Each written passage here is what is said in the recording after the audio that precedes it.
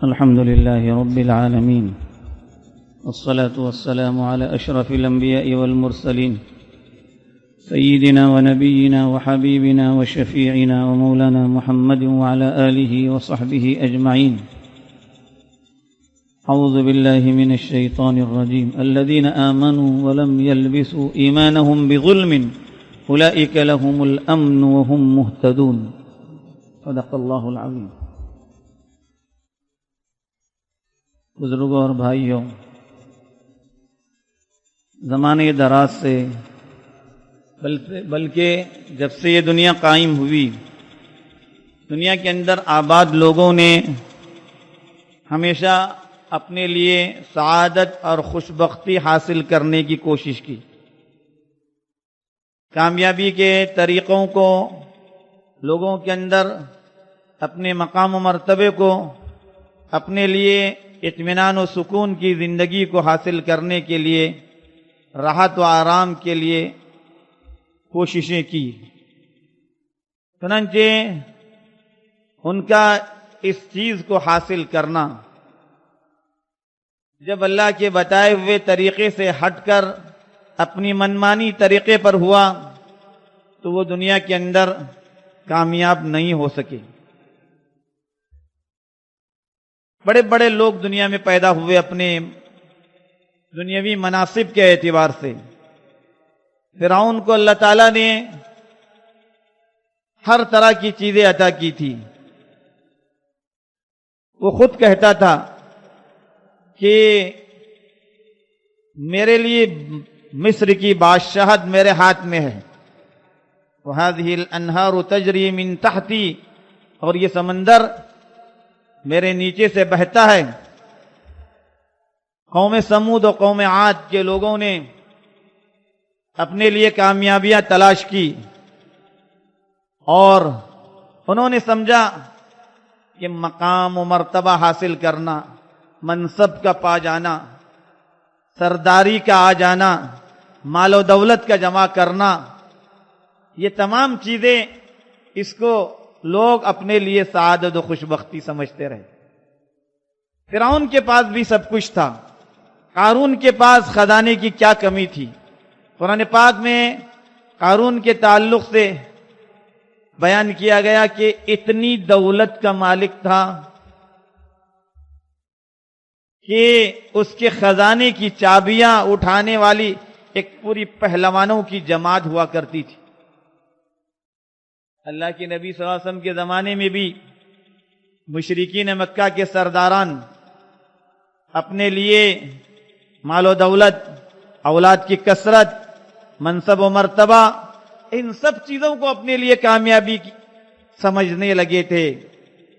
آج کی دنیا کے اندر بھی لوگ اپنے لیے سعادت، خوشبختی اور اپنی کامیابی اور اپنے لیے سکون کی زندگی کسی عہدے کو پانے میں، کسی منصب کو حاصل کرنے میں، دنیا کی دولت کو جمع کرنے میں اور آرام و آسائش کے اسباب کو جمع کرنے میں اپنے لیے آرام کی زندگی سمجھا، راحت کی زندگی اس کے اندر تلاشا اور اسی طرح سے اپنی کامیابیوں کو اس کے اندر تلاشنے لگے. لیکن حقیقت میں ان سب چیزوں میں کسی چیز کے اندر کامیابی نہیں. کسی کو منصب ملتا ہے تو وقتی ملتا ہے، کسی کو عہدہ حاصل ہوتا ہے کچھ دنوں کا، کچھ سالوں کا ہوتا ہے، اس کے بعد وہ عام لوگوں کی فہرست میں آ کے کھڑا ہوتا ہے.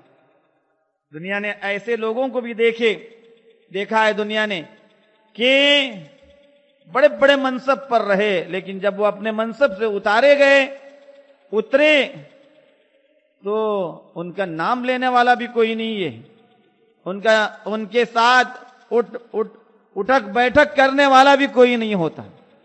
تو ان سب چیزوں کے پیچھے جو بھاگا جاتا ہے اور ان سب چیزوں کو حاصل کرنے کے پیچھے جو دوڑ لگی ہوئی ہے، یہ سب ناکامیوں کی دوڑ ہے. اس میں سے کسی چیز کے اندر کامیابی نہیں. دولت کا انبار اگر کسی نے جمع کر لیا ہے، وقتی راحت اس کو مل سکتی ہے، لیکن اس کے لیے دائمی راحت، دائمی سکون اس کے اندر نہیں ہے۔ اللہ تعالیٰ اپنے کلام پاک میں فرماتا ہے من عمل صالحا من ذکر او انثی، جس نے بھی چاہے مرد ہو چاہے عورت ایمان لانے کے بعد جس نے اعمال صالحہ کو اپنایا ہوگا فَلَنُحْيِيَنَّهُ حَيَاةً طَيِّبَةً، ہم اس کو ایک پاکیزہ زندگی عطا کرنے والے ہیں۔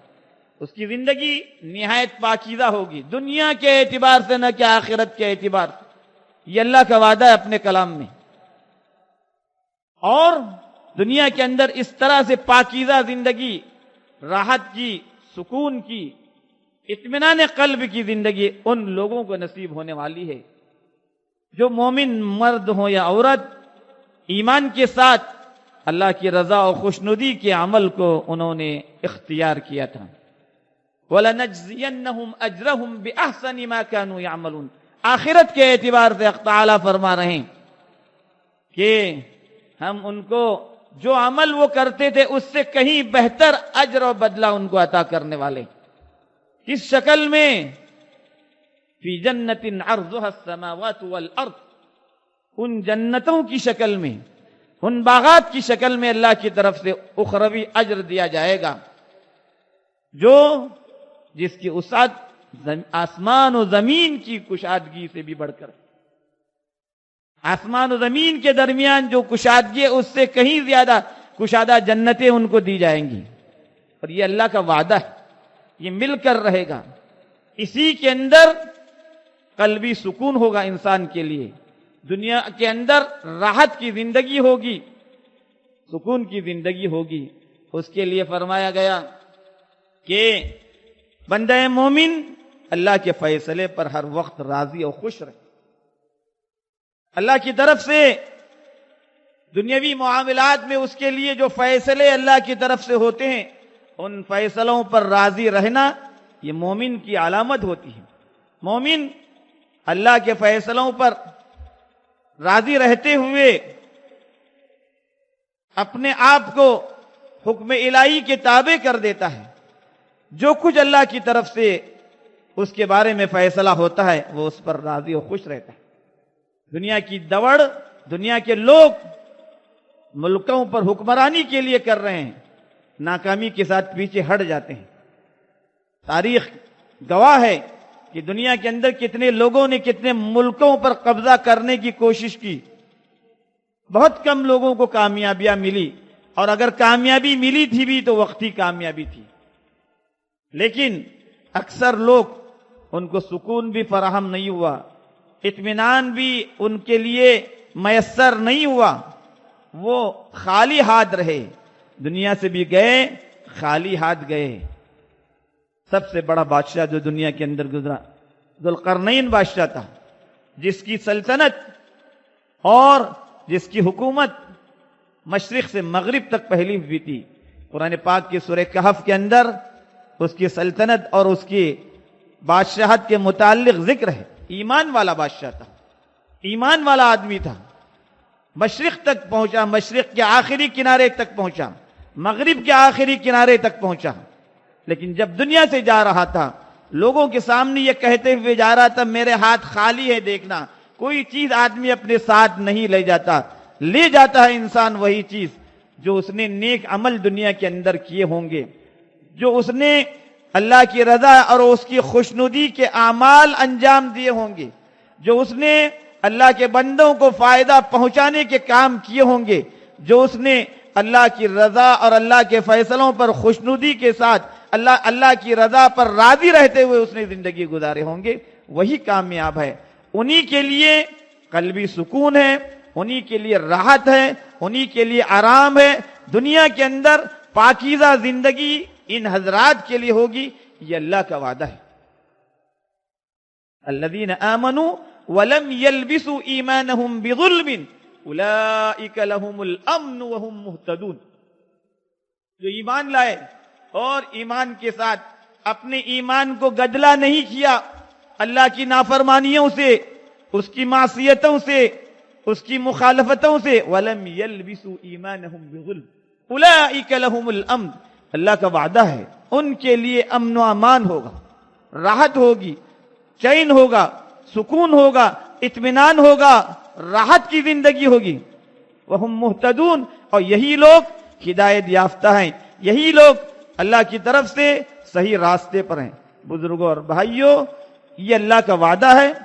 چنانچہ ایک مومن کی شان یہ ہوتی ہے کہ اس دنیا کے اندر دنیا والوں کی دوڑ کسی اور کی طرف ہوتی ہے، لیکن مومن کی دوڑ اللہ کی رضا، اس کی خوشنودی کے اعمال کو بجا لانے میں ہوتی ہے۔ ایمان کے ساتھ اس ایمان پر مضبوطی سے قائم رہ کر اعمال صالحہ کو، اچھے اعمال کو اپنانے میں ہوتی ہے۔ جو بھی عمل انسان آپ کی اور میری نظر میں وہ یقیناً ہلکا ہو، لیکن اللہ کے نزدیک اس کی بڑی حیثیت ہوتی ہے۔ اللہ کے نبی صلی اللہ علیہ وسلم نے ایک موقع پر مثال دے کر فرمایا کہ تم اپنے پڑوسی کے لیے کوئی ہدیہ کر رہے ہو، اس کو ہلکا مت سمجھنا، ایک معمولی چیز آپ دے رہے ہیں، لیکن تمہارے نزدیک اس کی حیثیت کوئی ہلکی ہو سکتی ہے، لیکن چونکہ یہ اللہ کی رضا کا عمل ہے، اللہ کی خوشی کا عمل ہے، تم نے اللہ کی رضا کے لیے کیا تھا، اللہ کے نزدیک اس کی بڑی قدر و قیمت ہے۔ اس لیے دنیا کے اندر بندے مومن کو اللہ کے فیصلے پر راضی اور مطمئن بھی ہونا چاہیے، اور اللہ کے لیے اللہ کی رضا اور خوشنودی کے اعمال کو انجام دینے کی کوشش کرنی چاہیے۔ اللہ تعالی ہم سبوں کو ان باتوں کی توفیق عطا فرمائے، ایمان کے ساتھ اپنے وقت پر ہمیں ایمان پر خاتمہ نصیب فرمائے، آمین وآخر دعوانا۔